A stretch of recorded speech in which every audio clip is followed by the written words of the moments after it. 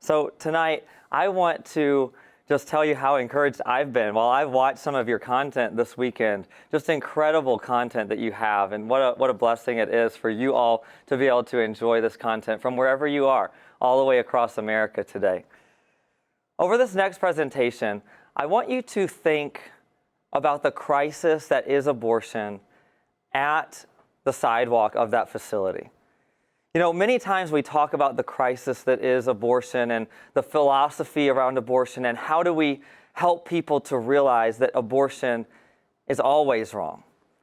But tonight, for the next few moments, I want you to look at it through the lens of the crisis that's happening right there on the sidewalk, where truly men and women are standing between life and death, and the opportunity that you have to join with us and to be sidewalk advocates on your local abortion center sidewalk. To start, I want to just share you a quick story. Just a few years ago, in the summer of 2017, I was visiting a location out in New Jersey, just outside of Newark. And I was on the sidewalk that day, and all of a sudden, a young lady came out of the facility with a friend of hers. At first, I didn't know which one was there for an abortion or if either of them were. But I quickly said, "Excuse me, I'd like to just talk to you for a moment." And the lady who was there as the companion did not want to talk to me at all. But the girl who I came to find out was pregnant and was there with the abortion appointment, was very eager to talk. After a few moments of us exchanging some particulars and just talking a little bit, she grabbed my phone out of my hand. The first time it ever happened, it's never happened since. She grabbed my cell phone out of my hand and she put her cell phone number into my phone, and she texted herself the word help. She said to me, "My phone is dead. It's upstairs in the abortion center waiting room. But when I go back upstairs and when it's charged, I'm going to text you back because I want to hear more about what you have to offer." I told her, we'll be here. I want to help you. We want to help you to solution what has brought you here today. And she went back inside. It wasn't very much longer that she came back outside of the facility with her friend, and she got into a vehicle that had come to pick them up of her family that was not very pleased that she had decided to wait. I asked that young lady that day if she had made a decision. She said, "No, I haven't, but I want to go home and think about it a little bit more." I kept in communication with her over the next few weeks, and it was about 3 weeks later that she texted me and said that she had made a solid decision for life. Her daughter just turned 3 years old in December. See, there is hope on the sidewalk. There is hope that abortion will end. And it truly is true that abortion ends for that woman each time that we see a woman choose life. So tonight, I want to just share with you about Sidewalk Advocates for Life. This will be a quick overview. We have extensive trainings that we offer to our advocates all over the country. We won't be able to cover all of it in this short amount of time together. But I hope that it'll really make you think more about sidewalk advocacy and about your desire to be more of the hands and feet of Jesus on the sidewalk. So who is Sidewalk Advocates for Life? We are a peaceful, prayerful, loving, law-abiding organization that focuses on outreach on the sidewalk of America's abortion facilities. We have a very unique and comprehensive 3-point program, which is training, tools, and support. And we use what we call the 5-point method, which we'll get to here in just a moment. What's really important about us is that we are peaceful, not to be confused with protesters. We want to be there that can be those that can solution through problems that are on the sidewalk, that these women are having, the reasons that they are coming to the sidewalk, and not be seen as those who are there to protest. I love this slide. Just take a moment and look at these statistics. Over the almost 7 years since Sidewalk Advocates launched, we have been able to see over 12,400 mothers choose life for their children. I mean, wherever you are right now, you should just give God a shout for that. Give him a round of applause, right, for what he is doing. Over 3,400 hopefuls, which just means that they didn't decide to go through their abortion that day, but we didn't know the outcome of that situation. and 71 abortion workers who have left the industry. Abby Johnson just got done giving a powerful talk tonight. And the opportunity that we have to connect with abortion workers and then to help to funnel them through Abby's ministry and Then There Were None is an incredible opportunity. And we've been so grateful to be able to usher 71 of those workers right into their arms. And 24 facilities that have closed. There's hope tonight, folks. No matter what it looks like in your local community, no matter how you're feeling tonight about our nation, there is hope that abortion is ending. There is hope that you can see right in this slide. So what is sidewalk advocacy? What does it mean to say that term? Sidewalk advocacy refers to crisis intervention in front of an abortion facility, encouraging a woman to choose life, empowering her to leave the abortion facility, and reaching out to all those who come with her, that they might also have a change of heart from that of death to life. So what does it mean to be a sidewalk advocate? Well, first of all, there is no perfect sidewalk advocate. If I can do it, anybody can do it, and I know that you can do it. Being a sidewalk advocate is just saying yes. It's just saying, God, I'm open, I'm willing, and I will be your hands and feet, whatever you need me to do. And I think that we all can join together and say that we need to do more of saying yes to what God is calling us to. And maybe right now, even as you're watching tonight, God is asking you to consider joining with us, learning more about our training, and becoming a sidewalk advocate. God is going to use all of our unique talents and gifts out on the sidewalk. You just need to be willing. So what are the main goals of sidewalk advocacy?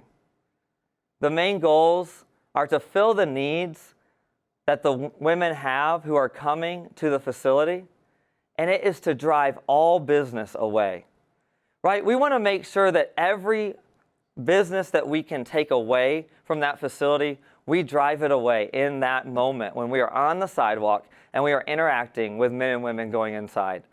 Women commonly go to abortion facilities for other healthcare services, and we want to be prepared to make sure that they know where else they can go to get those other well women exams, those other women's services that they may need that do not support abortion.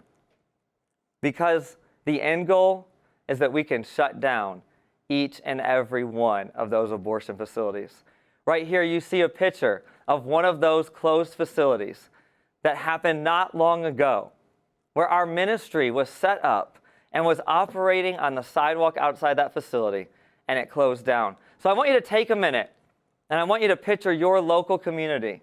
I want you to think about the abortion facility that's closest to where you live, and I want you to think about you outside of that facility with a sign like that says abortion facility closed. There is hope tonight, folks. There is great hope. So what is our compass when we talk about sidewalk advocates for life and sidewalk advocacy? The compass is always about mom, baby, and God. So we talk a lot about what is the right order. Well, for all of us, if we are correctly oriented to God, the right order would be that God is first, that others, the baby, would be second, and that ourselves, the mother, would be third. But we know that when we get into moments of crisis, each and every one of us, we at times pull back and we want to look at our own survival. How do I get out of this situation? What do I need to do? How am I going to be safe? And many times, that's exactly what happens with women who are coming for an abortion appointment. The way that she's thinking is, how do I survive this? How do I deal with this crisis? How do I work through this? And she has come to the abortion facility because she believes, without having the full picture many times, that what she needs to do is have an abortion. She's thinking about herself and how does she survive this moment. She's not considering the baby, and she's usually not at all considering God. Right brain research has taught us that women go into this mode when they are dealing with a crisis and when they're dealing with this crisis of a pregnancy that they're not ready for. So remember, if we were there to counsel the baby would always come right along with us. But we're not there to counsel the baby. We're not able to save the child without changing the heart of the mother. We have to be those who are focused on how do we become more effective? How do we become more focused, laser-light focused, on how to meet her needs, the needs that she has in that moment. So what does it take to prepare yourself to go to the sidewalk, right? We've talked about a little bit of Sidewalk Advocates for Life, a little about sidewalk advocacy. Well, what do people do? What do sidewalk advocates do as they're getting ready to go to the sidewalk? Well, first and foremost, it is so important to have accurate info on your local pregnancy resource center and have Love Lines information with you. We encourage our sidewalk advocates to make a sheet of paper that has that information on it, maybe even a postcard size that they have that they can give to women of this is where you can look for your local resources that do not support abortion. Because remember, if we go back to one of the main goals is to drive all the business away. So we want to have all the information that they need on a handy-dandy like handout that gives them exactly where they can look for the resources that they're looking for. You want to be professional. You want to have an approachable appearance. We are delivering professional information about professional services, and we want to look professional. We want to be approachable. You want to always make sure that you have literature. A lot of times we use gift bags. Susan O'Neill and our team is like the best at creating gift bags. She has all kinds of different designs and ideas of what can go in the bag, just little things to give away as a gift. We always want to include a note that encourages a young woman or even encourages a companion or encourages a worker on how they can connect with us and how they can make a choice to change their life. Signage is great to have on the sidewalk, as you can see with the ladies pictured there. It's great to have signs, woman-oriented, loving signs that focus the women and men who are coming to the facility to the reality that we have resources available that we would love to provide them with.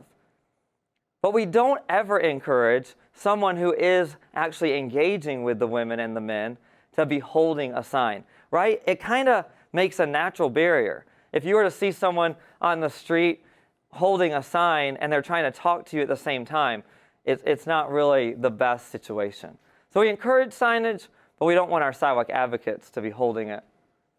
Also, it's so important to make sure that you have information on where is the public right-of-way.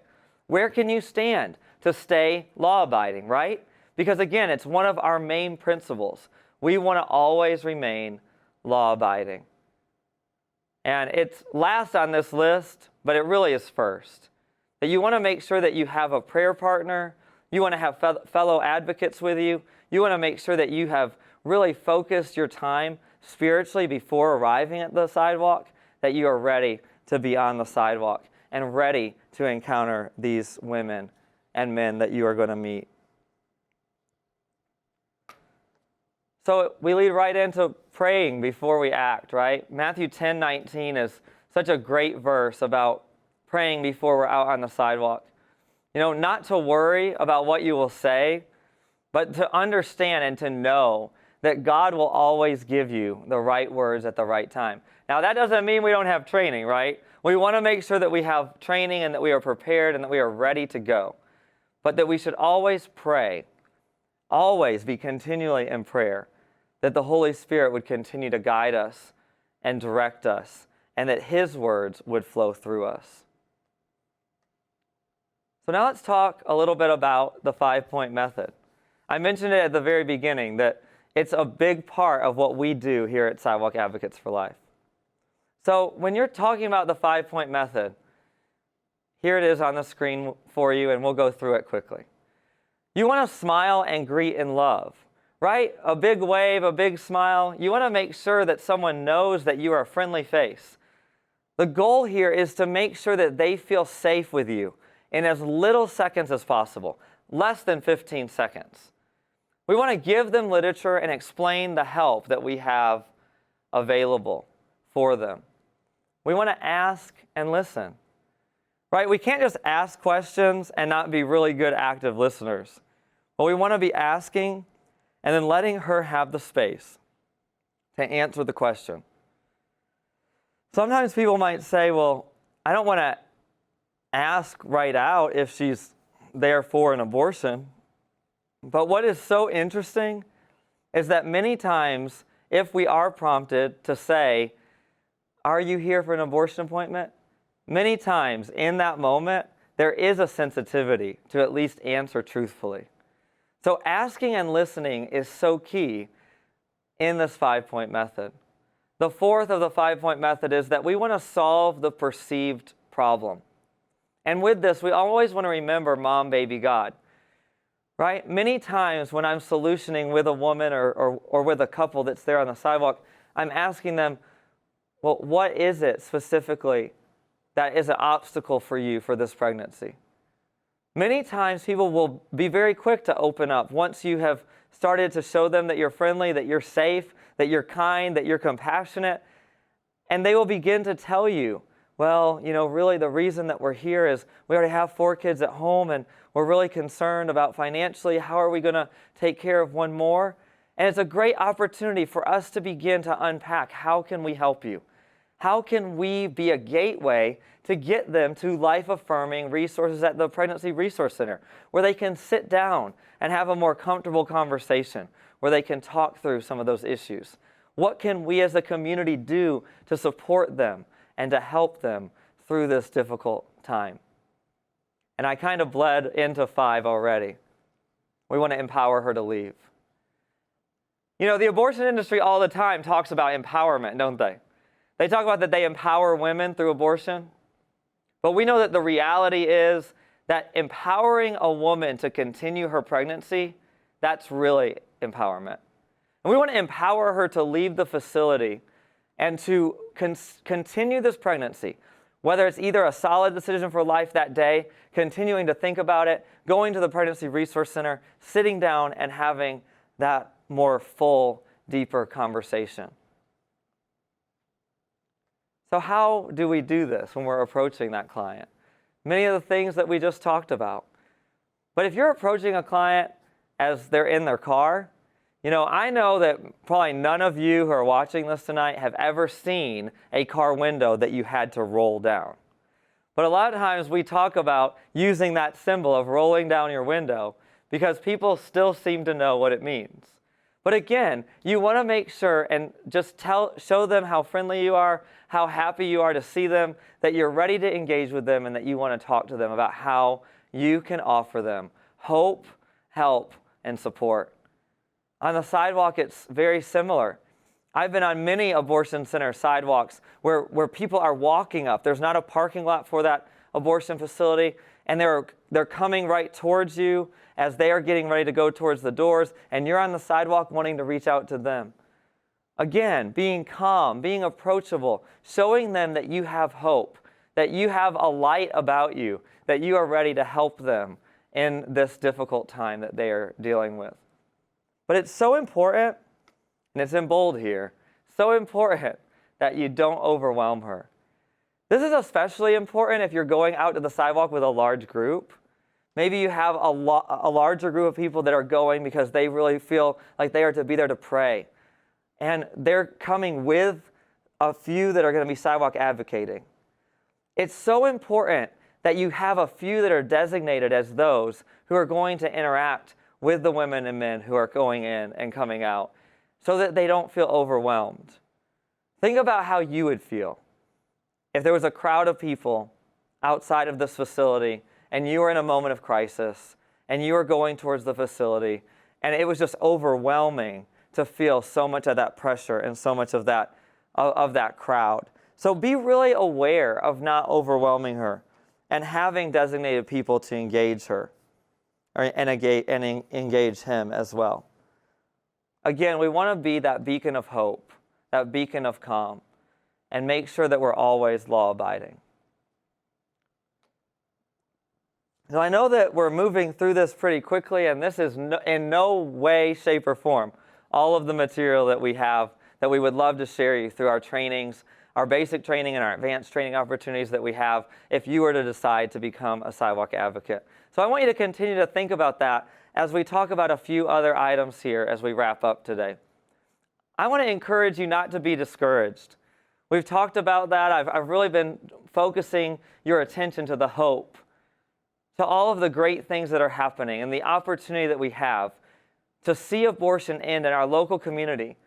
Even while the policy debates continue, even as laws are continuing to be challenged and changed, we have an ability as sidewalk advocates to be out on the abortion center sidewalk. And as we encourage those women and those men, and as we drive all business away, we have an opportunity to see those facilities shut down. Don't be discouraged when women go in to the facility if you've been talking to them. There's a famous Monsignor that says that many times women needed to see the darkness on the inside of the facility before they could come back out and see the light that was truly on the outside. I can't tell you the countless times that that's happened to me personally, and to those on our team, and to all of our sidewalk advocates that have already been trained. When many times you have a conversation and you're just so hopeful that they won't go inside, but they go inside anyway. But just a few minutes, 30 minutes, maybe an hour later, they come back out wanting to hear more about the services. Don't be discouraged. Maintain a peaceful, prayerful disposition as she is still considering the change that she might make. Outreach to companions, this is an area that I love to focus on. I love being a man on the sidewalk and encouraging other men who are coming as the companion for the woman. If you are a man that's a sidewalk advocate, you should feel empowered. You should not feel like you need to sink back to the background and let the women do all the work. You have a great place on that sidewalk. You students that are men out there, I want to encourage you to get involved with sidewalk advocacy because you have a great opportunity to be there as a witness to the men who need someone to encourage them to step up. There's many times that I've had great conversations with the men as they were helping the woman that they were there with to consider what would be their next step. Men have an opportunity to be that hero for that woman that day. So always make sure that you are reaching out to the companions while you are there engaging with them. You know, there are many other special cases, and this list is long.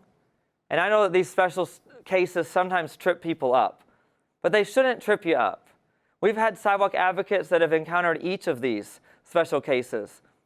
I personally have had a story with a family who chose to give their daughter life, though they knew that she would only live a few hours. Any of these special cases are still an opportunity for us to make sure that dignity is preserved for the mother and for her child.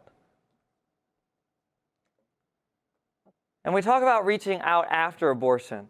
Sometimes people are also apprehensive of what does it look like to reach out to a woman after she has had an abortion. Again, it's so important that the basics remain the same: hope and healing. We're offering hope before they go through with an abortion, and if they do go through with an abortion, though we never want them to, we are there to offer hope as they are leaving. There's an opportunity for great healing to take place after an abortion. Many of you know those who've had abortions in their life. We just heard from Abby Johnson talking about the 2 abortions that she had. There is hope and there is healing after abortion, and we want to connect them to the life-affirming resources that will help them to heal. It's so important that we have that same posture with them, that we are gentle, that we are calm, that we are very much thinking about what she has need of in that moment, and always making sure that we're letting her know that we'll be praying for her. Support After Abortion is a great organization that helps to personalize and customize services that are needed for each individual woman, no matter where she is upon her journey. So it's a great organization to look into, to reach out to if you're in that situation. And here we are at Abortion Workers. I know that many of you feel so much angst towards the abortion industry, right? We all do. What's so important to remember before we even talk about how to talk to abortion workers is to remember that abortion workers are not the enemy. Many times, they are just as much victims of the industry as the women who have gone in for abortions. Abortion workers should not be the recipients of anger. We should be calm with them. We should be loving with them. We should be continuing to reach out to them and to build relationships. The abortion workers that I have gotten to interact with, it has been so key for me to make sure that I have been calm with them, that I have been just saying hello to them. Hey, good morning. I'm going to be out here praying. Is there anything I could pray for you today? And you have to remember that engaging with abortion workers is typically not the short game. With a client who's going in for an abortion, it can be a very short process at times, right? Where you interact with her, you talk with her, you solution the problems, and she leaves to go to the Pregnancy Resource Center. But abortion workers, a lot of times it can be weeks and months of you just saying hello every time you're there. I've had the joy of meeting several former abortion workers, even one that was at a facility that I was ministering out in front of. And it's so incredible to see the transition that they have after they leave the industry. So as we wrap up today, if you remember only one thing, I want you to remember Mom, Baby, God. We want to make sure that we are solutioning for her needs, that we are developing strategies to help her with what she's dealing with right now, so that we can help her to transition to thinking about the baby, and then transitioning to thinking about her spiritual health and thinking about God. Now, that God conversation may not happen on the sidewalk. It may happen in the comfort of the Pregnancy Resource Center. It may happen when you have coffee with her the next week, or when you throw her a baby shower or a gender reveal party. But that conversation for God will come. But when we orient this way, we see successes that only God could produce. This is the fruit of prayer and peaceful outreach. You remember at the beginning I told you a story about a young lady that I met on a New Jersey sidewalk outside of an abortion facility. That picture is her, and that's her daughter Madison. Do you see the hope in their faces? Do you see the joy? How full of life they are? This is what is possible through sidewalk advocacy. This is what is possible when we will say yes to God.